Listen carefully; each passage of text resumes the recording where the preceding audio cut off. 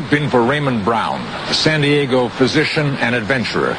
He believes he has found conclusive links between a Caribbean civilization and those of Egypt and Central America. Dr. Brown's story begins uneventfully on an expedition out of Miami in 1970. Here, recreated, Dr. Brown was headed for an area between Andros Island and the Berry Islands, approximately 100 miles from Bimini. His intention was not to prove or disprove stories about Atlantis, but rather to search for sunken treasure. We've been searching the area for a number of years for Spanish galleons, and had found several, and taken some of the treasure, and we're very excited when we found this area. They traveled to a spot near the tongue of the ocean. There, the bottom drops to 14,000 feet. Dr. Brown hoped that a recent storm might have shifted bottom sand in order to reveal the galleons.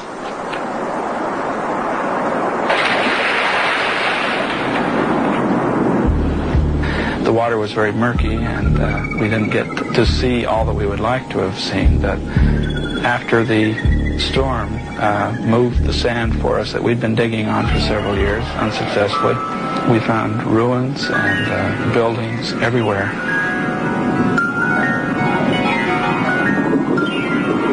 Much of Dr. Brown's photographic equipment was destroyed in the storm, thus making it impossible for a detailed record of the find.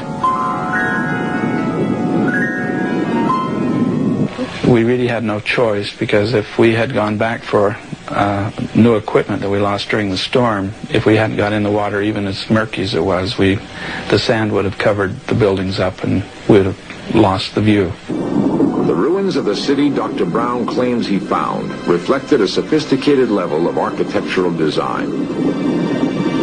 The buildings had somewhat of an Egyptian or classic look to them. The ground mass was rippled, as though the area had been dropped into the ocean by some sort of cataclysmic action. Then Dr. Brown reported that he came across the most magnificent find of all.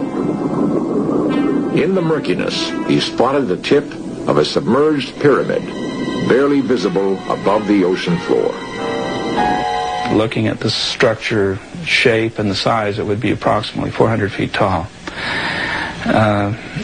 I went in an opening, and in this opening, in the center of the room, there was a pedestal, and on the pedestal were two human hands made of brass or bronze, and in the center of the hands was the crystal.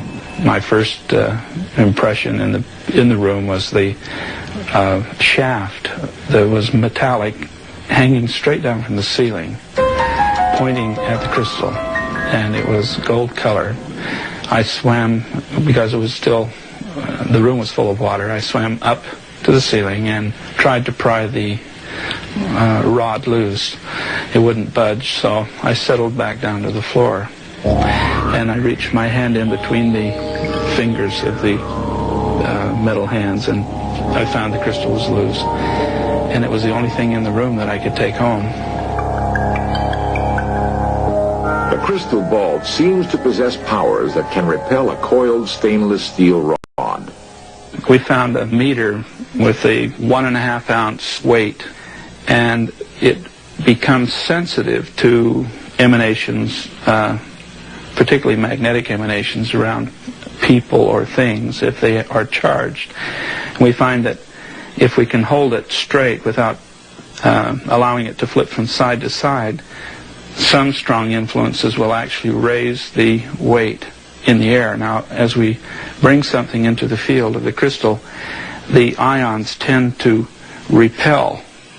If I can keep it balanced and bring it directly into the field and not let it tip from side to side, the weight will then not go to the side if I can keep it centered, and it will, as I come higher, it will raise it and make it weightless and actually float in the air.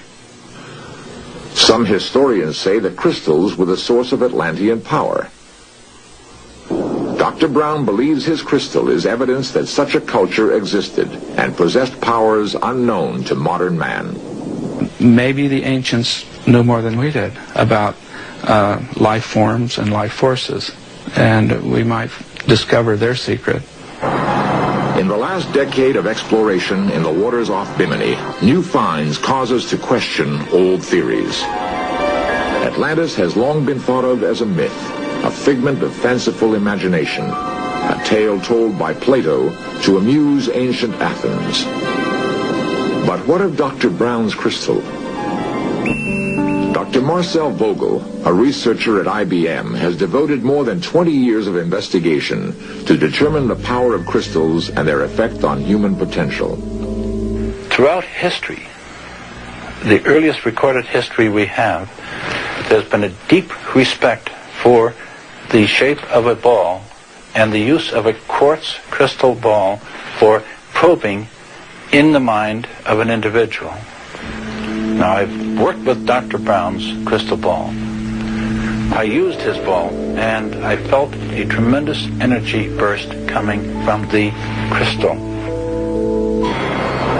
The discovery of the crystal has spawned speculation that possible misuse of its powers by Atlanteans caused the Great Cataclysm. The island and all its buildings, it is said, were plunged into the sea.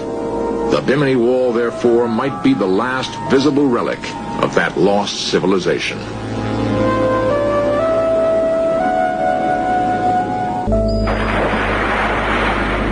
Divers have always searched for hidden treasures of the sea. In the waters off Bimini may lie the clues that not only unlock the mystery of Atlantis, but the secrets of the mind as well. For the present, however, we must content ourselves with the inconclusive bits of evidence so far uncovered. The origin of the Bimini Wall seems destined to remain an enigma until more knowledge about Atlantis is revealed.